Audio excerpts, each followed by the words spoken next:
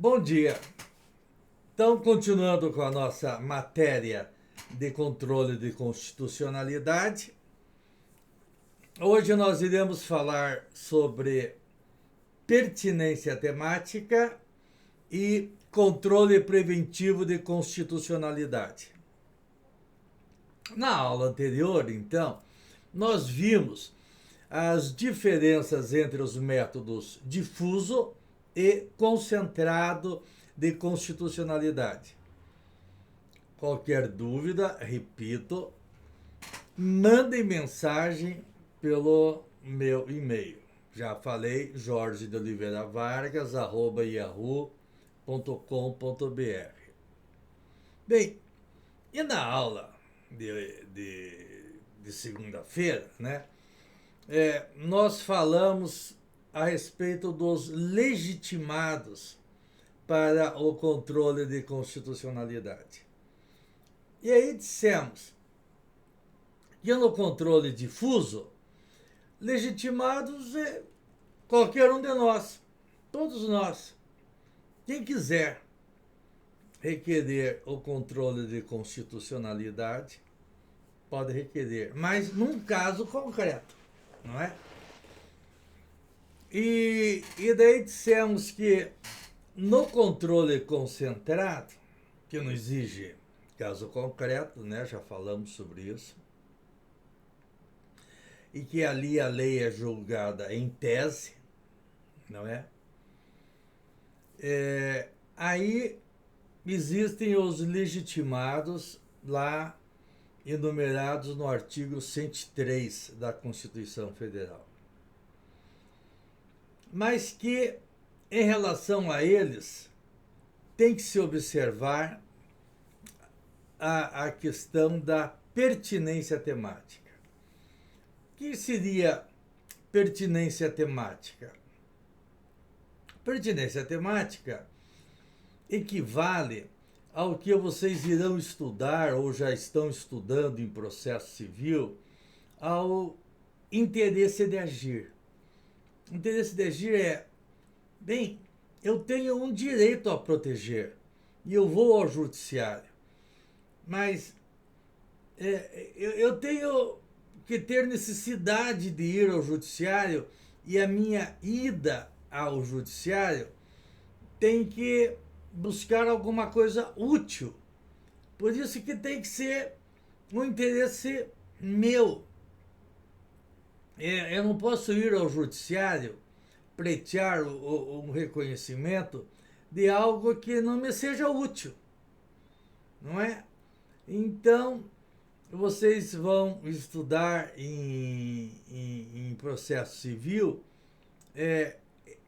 essa questão da necessidade da minha ida ao judiciário buscar alguma coisa útil. Interesse processual é isso. E a pertinência temática, ela se identifica muito com esse princípio do interesse processual. Bem, então, já vimos os legitimados do artigo 103, só vamos dar uma recordada e relembrar que esta lista não é exemplificativa, não, ela é taxativa, ou seja, ela é números clausulos, o que significa dizer só estes ali enumerados têm legitimidade para ingressar com o controle de constitucionalidade pelo sistema concentrado. Não é? Então, recordando, artigo 103, podem propor ação direta de inconstitucionalidade e a ação declaratória de constitucionalidade, o presidente da República, a mesa do Senado Federal, a mesa da Câmara dos Deputados, a mesa de Assembleia Legislativa ou da Câmara Legislativa do Distrito Federal, o governador do Estado ou do Distrito Federal, o Procurador-Geral da República, o Conselho Federal da Ordem dos Advogados do Brasil, partido político com representação no Congresso Nacional, em confederação sindical ou entidade de classe de âmbito nacional. Então vamos lá. Presidente da República. O presidente da República não precisa demonstrar pertinência temática. Por quê? Porque o interesse dele é nacional, geral. Tudo que acontece no Brasil é do interesse do presidente da República. Ele tem, então, um interesse nacional e geral, não é? Portanto, ele não precisa demonstrar pertinência temática, porque o controle de constitucionalidade de qualquer lei ou ato normativo que interessa à nação é também do interesse do presidente da República.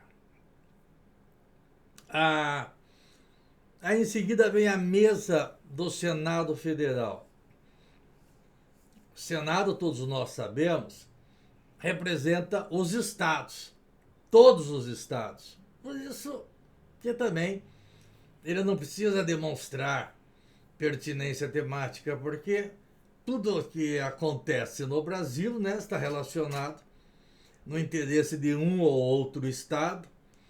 E como o Senado Federal representa todos os estados, o Senado Federal também não precisa demonstrar pertinência temática, porque ele tem um interesse nacional e ilimitado também. O mesmo ocorre com a mesa da Câmara dos Deputados. Ora, a Câmara dos Deputados representa o povo. Consequentemente, tudo que acontece está relacionado com o povo. E por isso, de forma igual, a Câmara dos Deputados não precisa ter que demonstrar o interesse, a pertinência temática quando vai propor uma ADIM, quando vai propor o controle de constitucionalidade de uma lei, não precisa demonstrar, porque isso você presume, porque se interessa ao povo, a Câmara dos Deputados representa o povo. Agora, outro item é a mesa das assembleias. A mesa das assembleias. Ora, aí na mesa da assembleia, o interesse não é geral, o interesse é regional. Ou seja, a mesa da Assembleia Legislativa, não é, do Estado do Paraná, interessa a defesa dos direitos dos paranaenses, não dos amazonenses, não dos maranhenses, não dos cariocas. Ela tem interesse de proteger aquilo que diz respeito ao Estado do Paraná. Então, o seu interesse é regional.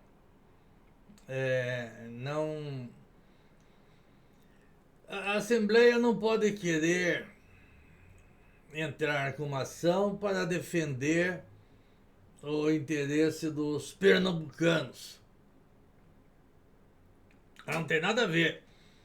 Quem tem que defender o interesse dos pernambucanos aí é a Assembleia Legislativa de Pernambuco. Vou citar aí um pequeno exemplo. ah, sobre o amianto lá de Goiás. Vocês sabem, é muito divulgado, não é? Que o amianto é cancerígeno. Não é que ele cause o câncer, porque dizem que câncer todos nós temos, nós já nascemos com câncer, né? A única diferença entre um e outro é se as células cancerígenas com as quais nascemos, ela irá se desenvolver ou não. E em que momento ela irá se desenvolver? Seja quando criança, ou depois de adulto, ou lá, depois de velho. Mas todos nós temos, não é? O amianto, que dizem, é que ele estimula essas células cancerígenas. Bem, e o grande produtor de amianto do Brasil é Goiás. E ele quer. Ele produz e ele tem que exportar, ele tem que vender. E como é que ele exporta e como é que ele vende? Normalmente através do Porto de Santos, no estado de São Paulo. E daí tem que sair de Goiás, atravessar o estado de São Paulo inteiro para chegar lá no Porto de Santos, né? Bem, aí São Paulo fez uma lei estadual, né? Proibindo a circulação de amianto em seu território. E, consequentemente, também proibindo a exportação do amianto através do Porto de Santos. Ora, quem teria o direito de entrar com uma DIN alegando que esta lei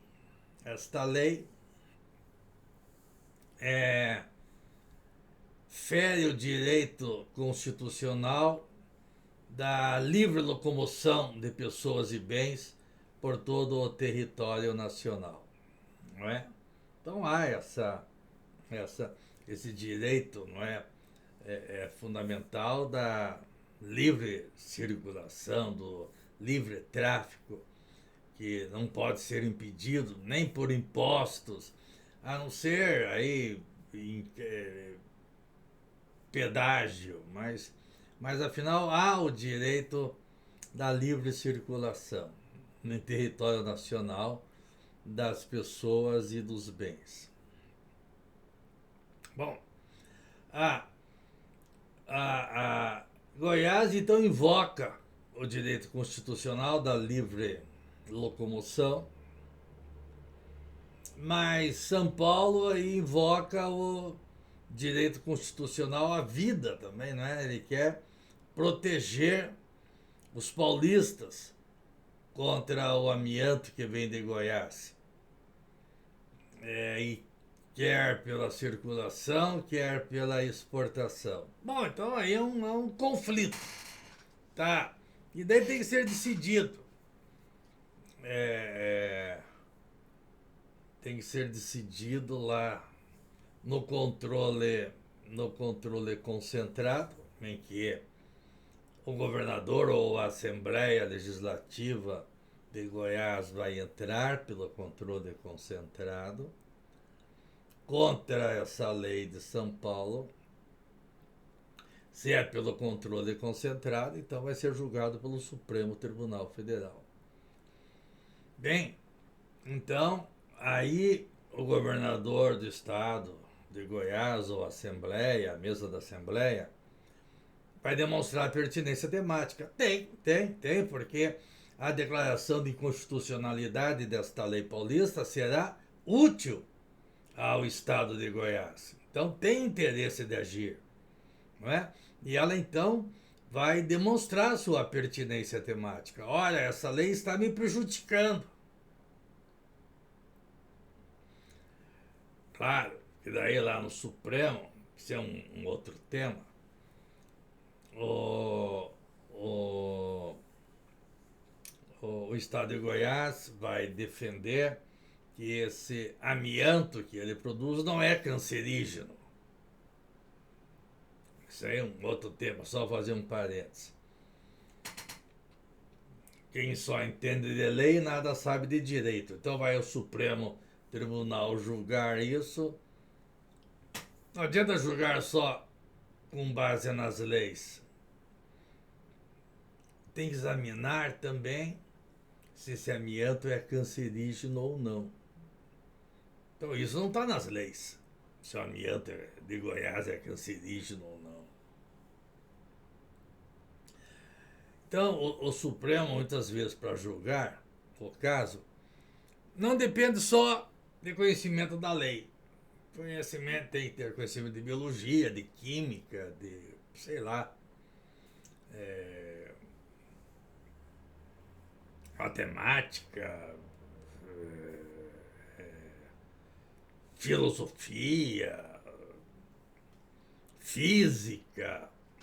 A nossa Constituição, ela tem várias matérias também, né, que ela se refere. Então nós temos a Constituição biológica, nós temos a Constituição física, nós temos a Constituição religiosa, temos a Constituição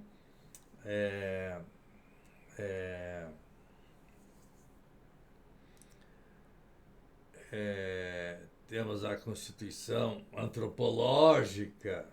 Nós temos inúmeras constituições dentro da nossa Constituição.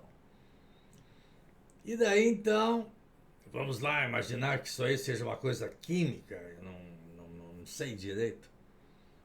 O Supremo, para julgar essas questões, ele precisa do chamado amicus curiae, que nós vamos depois tratar desse tema. Só estou falando agora para dar um exemplo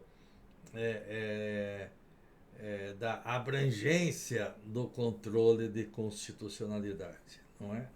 Que não é só jurídico, ele pode ser, repito, biológico, químico, físico, psicológico, sei lá, antropológico, religioso, não é? Etc. Bem, então, mas quem tem interesse de entrar com a ação para declarar a inconstitucionalidade da lei paulista? Goiás, aquele que está sofrendo prejuízo. Então, o Piauí, o governador do Piauí, poderia requerer a inconstitucionalidade dessa lei paulista que impede o tráfico do amianto de Goiás pelo território de São Paulo? Não tem nenhum sentido isso, né? Então, isso é pertinência temática. É eu demonstrar que a declaração de inconstitucionalidade daquela lei será útil. Aqui no Paraná aconteceu mais ou menos, uma coisa mais ou menos. Mas não foi bem ali uma lei, foi um decreto do governador de então do Paraná que proibia aqui a circulação da soja transgênica. E daí o Mato Grosso do Sul exporta a sua soja toda aqui pelo Paraná, né? Pelo Porto de Paranaguá. E com aquilo ele estaria impedido de fazer o transporte da soja transgênica aqui pelo território paranaense. Então, aí nesse caso ele teria interesse, pertinência temática ao governador do Mato Grosso para entrar com uma ação contra esse decreto aí do governador. Mas infelizmente não foi necessário e hoje não temos mais esse problema, né?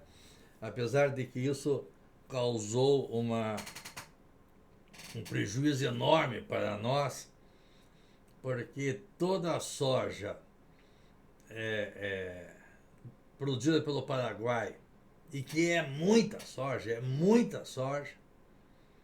que era exportado aqui pelo Porto de Paranaguá, com esse tipo de decreto, fez com que o Paraguai, que aí não teria legitimidade, né, para entrar com uma ação de inconstitucionalidade desse decreto, porque os legitimados, repito, são só aqueles previstos no artigo 103,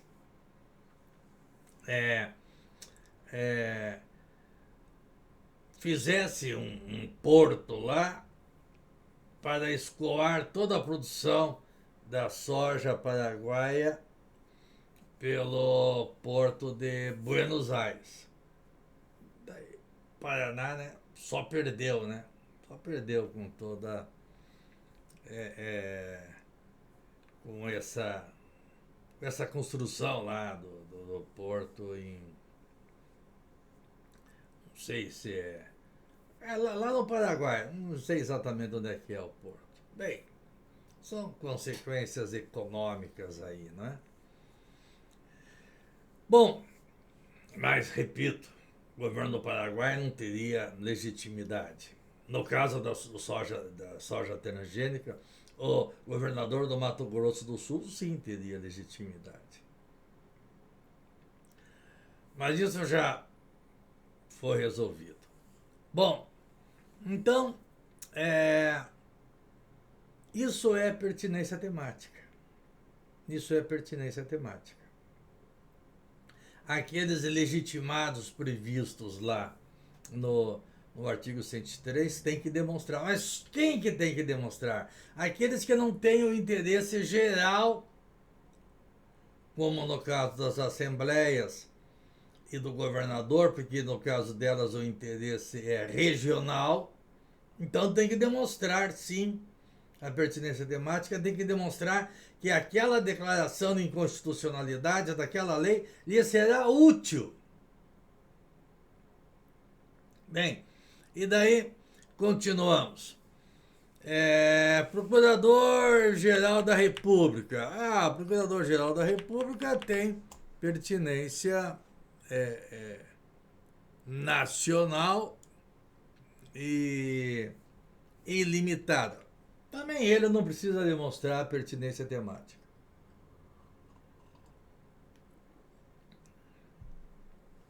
Aí o próximo é o Conselho Federal da OAB. Anteriormente, se dizia que o Conselho Federal da OAB também precisava demonstrar pertinência temática, ou seja, porque, na verdade, ele poderia defender o direito dos advogados ou questões de processo. Mas, dada a importância da OAB, passou-se a entender que não, que a OAB também tinha interesse nacional e ilimitado. E agora, portanto, não se exige mais a demonstração de pertinência temática por parte da OAB. Em seguida vem partido político com representação no Congresso Nacional. Bem, se o partido político tem representantes no Congresso Nacional, o partido político não defende só o interesse dos seus filiados. Ele, participando do Congresso Nacional, ele também defende os interesses gerais do povo, não só dos seus filiados. Portanto, é considerado que o partido político com representação no Congresso Nacional também ele não precisa demonstrar a pertinência temática. Seu interesse é nacional e geral. Finalmente, a confederação sindical ou entidade de âmbito nacional. Bem, essas também têm interesse geral, porém têm um interesse geral mais limitado. Ou seja, elas têm legitimidade para pleitear direitos em favor dos seus associados. Por exemplo, a AMB, a Associação dos Magistrados Brasileiros, pode entrar com um controle de constitucionalidade pelo sistema concentrado? Pode, mas só na defesa dos direitos e prerrogativas dos seus membros, ou seja, dos juízes. Então, do Brasil inteiro? Sim, porque é uma associação de magistrados brasileiros. Do Brasil inteiro, sim. Mas o interesse, então, é geral, é nacional? Mas é limitado. Limitado aos direitos, às garantias, às prerrogativas dos seus membros, no caso dos seus juízes. A Confederação da Indústria, no interesse dos seus integrantes, não é? Federação do Comércio, a Federação, as confederações.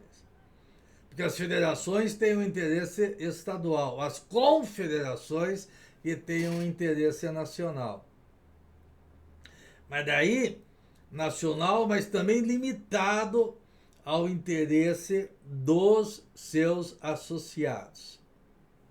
Bem, então quando perguntarem, no controle de constitucionalidade concentrado, quais os órgãos que têm que demonstrar interesse ou pertinência temática? Primeiro, a Assembleia Legislativa. Assembleia Legislativa, tanto dos estados como do Distrito Federal, né? Por quê? Porque aí o seu interesse é regional. Os governadores também do estado ou do Distrito Federal. No caso das assembleias, em relação ao Distrito Federal, é chamado Câmara Legislativa, né? Bem, então, interesse regional, tanto em relação às mesas da Assembleia como os governadores.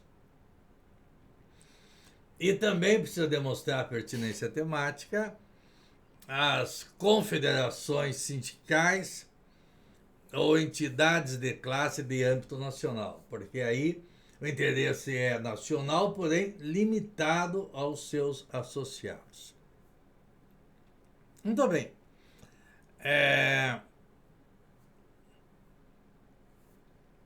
Vamos lá. Penso que deu para entender, né? O que é pertinência temática no controle de constitucionalidade pelo sistema concentrado, não é? Repetindo, só aqueles órgãos relacionados no artigo 103 podem requerer o controle de constitucionalidade pelo método concentrado. E alguns deles têm que demonstrar o seu interesse de agir, demonstrar que aquela ação de controle de constitucionalidade lhe será útil. E é isso que se chama de pertinência temática. E repetindo, quem tem que demonstrar são a mesa das assembleias, governador do estado e confederação ou entidade de classe, confederações sindicais ou entidades de classe de âmbito nacional. Muito bem. Agora vamos bater um papo sobre um tema novo,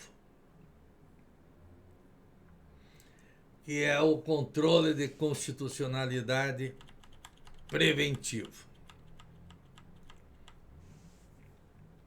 Existe o controle de constitucionalidade repressivo, que é feito pelo Poder Judiciário,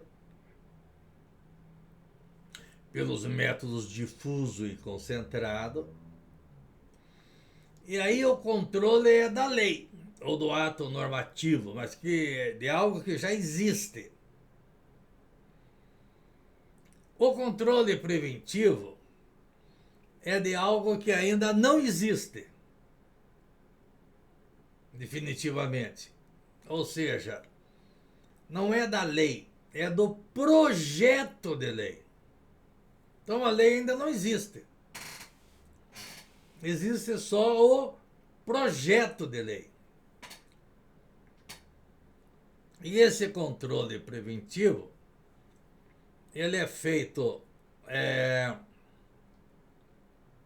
pelo Poder Legislativo e pelo Poder Executivo, de maneira especial, né? Pelo Poder Legislativo e pelo Executivo. Pelo Poder Legislativo, ele é feito através da Comissão de Constituição e Justiça.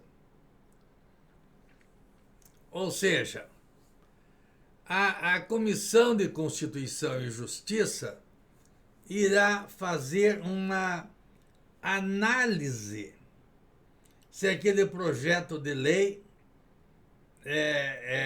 está se referindo a uma lei constitucional ou não.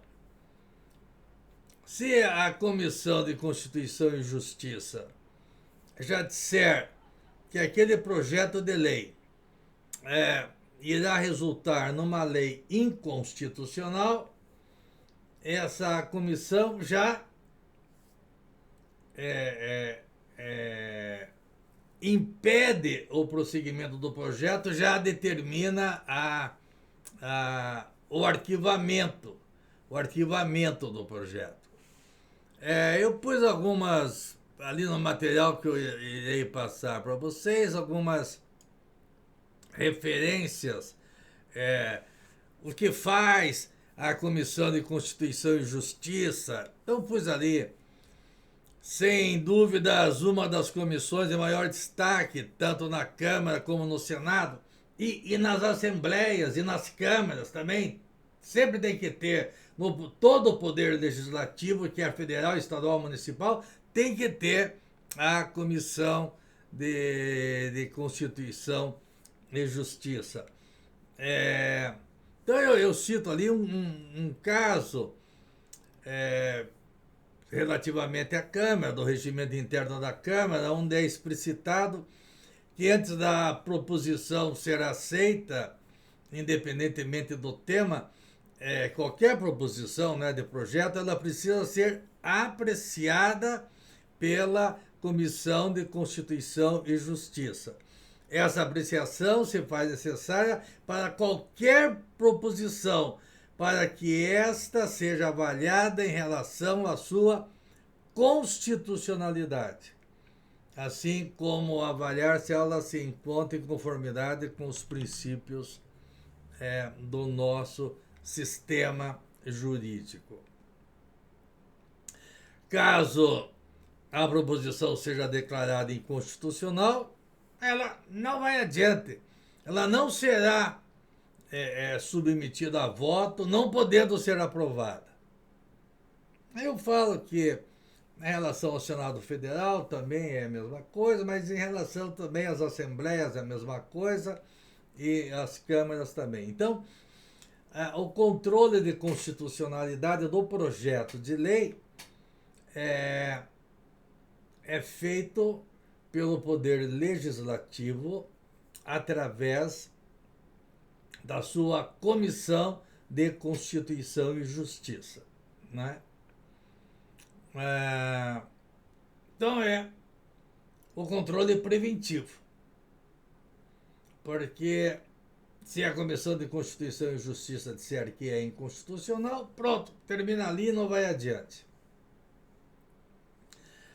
Também ele é feito pelo poder executivo, esse controle.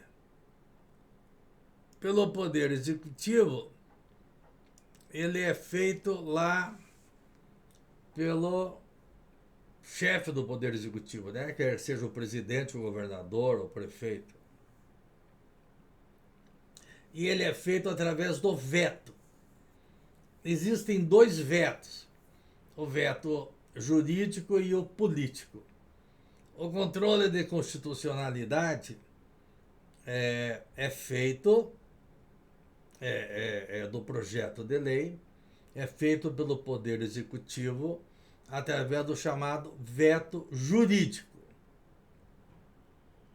Lá no artigo 66, parágrafo 1º da Constituição Federal, diz: se o presidente da República considerar o projeto no todo ou em parte inconstitucional ou contrário ao interesse público, vetá-lo-á total ou parcialmente tal no prazo de 15 dias. Então o veto jurídico ele vai fazer o controle de constitucionalidade. O veto do político aí é outra coisa, ele vai verificar se, apesar de constitucional, aquela lei vai atender o interesse público, né? Porque nós já dissemos que lei só é lei quando atende o interesse público. Lei não é lei quando só protege os lobbies. Bem, caso que nos interessa agora é o controle de constitucionalidade do projeto de lei, que é feito pelo Poder Executivo através do veto jurídico. Parágrafo 2º vai dizer: o veto parcial somente abrangerá texto integral de artigo, de parágrafo, de inciso ou de alínea. Ou seja, se o veto for total, da lei inteira é inconstitucional. Ah, mas não, é do artigo 1º, só que é inconstitucional. Ou é do parágrafo 2º do artigo 3º. Se o veto for parcial, por exemplo, do artigo 1º, ele não pode vetar a metade do artigo 1º. Ele tem que vetar o artigo 1º como um todo. Se o veto parcial se referir, digamos, ao parágrafo 2º lá do artigo 5º, ele tem que vetar o parágrafo 2º do artigo 5º inteiro. Não pode vetar a metade do parágrafo aí 2º, do artigo 5º. Bem, nós sabemos que o veto pode ser rejeitado, mas aí é outra conversa. O que nos interessa saber hoje é que o controle preventivo de constitucionalidade é feito pelo Legislativo através da Comissão de Constituição e Justiça e pelo Executivo através do veto jurídico. Esse controle de constitucionalidade pelo Legislativo e pelo Executivo do projeto de lei, ele pode ser feito de maneira formal ou material. Então, a inconstitucionalidade pode ser formal ou material. Mas isso a gente vai falar na próxima aula. O importante é que saibamos que o controle preventivo pelo Executivo e pelo Legislativo do projeto de lei pode ser tanto formal ou material. Por que eu estou dizendo isso? Porque o Poder Judiciário também participa apenas em parte do controle de constitucionalidade preventivo. Ou seja, só no aspecto formal. Ou seja, o Poder Judiciário do projeto de lei só pode examinar a forma, ou seja, só pode examinar os requisitos do processo legislativo. Não entrar no mérito se a lei, o projeto de lei, vai ferir ou não o princípio da igualdade, o princípio da dignidade da pessoa humana. Isso, no controle preventivo, só pode ser feito pelo legislativo e pelo judiciário. Você vai ferir o princípio da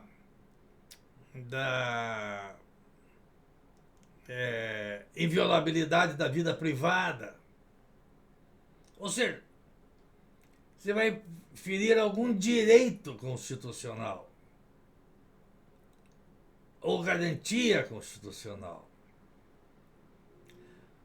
O legislativo e o executivo podem adentrar no controle de constitucionalidade do projeto, quer no aspecto formal, ou seja, do tipo de processo que está sendo feito, quer no aspecto material. Mas a diferença de controle de constitucionalidade formal e material nós iremos ver na próxima aula, estou dizendo. Só estou adiantando que no controle preventivo, o legislativo e o executivo podem fazer o controle de constitucionalidade, tanto formal e material. Por que eu estou dizendo isso? Porque no controle preventivo, o Poder Judiciário só pode fazer o controle de constitucionalidade do projeto de lei sob o aspecto formal, não pode fazê-lo sobre o aspecto material. E mesmo assim, no aspecto formal, só no aspecto formal, o Poder Judiciário poderá fazer o controle de constitucionalidade do projeto de lei só através de uma ação que é ação de mandado de segurança. E o legitimado para isto é só o parlamentar. Não tem outro legitimado para entrar com esse mandado de segurança no controle preventivo.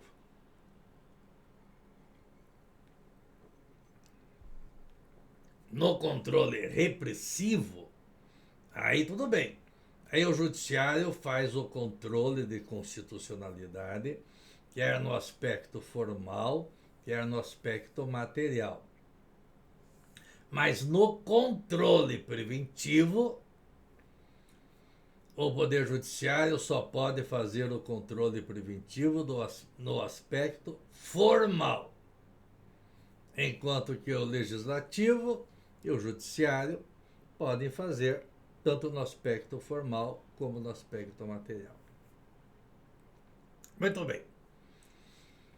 Feito o controle pelo Legislativo e aprovado o projeto, vai a votação, depois é encaminhado ao chefe do Poder Executivo e daí é sancionado, não é vetado, é sancionado. Portanto, então, o Executivo entendeu também que o projeto era constitucional e aí vem a sanção. Com a sanção, aquele projeto de lei que se transformou em lei faz com que essa lei entre no ordenamento jurídico com a presunção de constitucionalidade. Então esse é um princípio muito interessante. As leis, elas gozam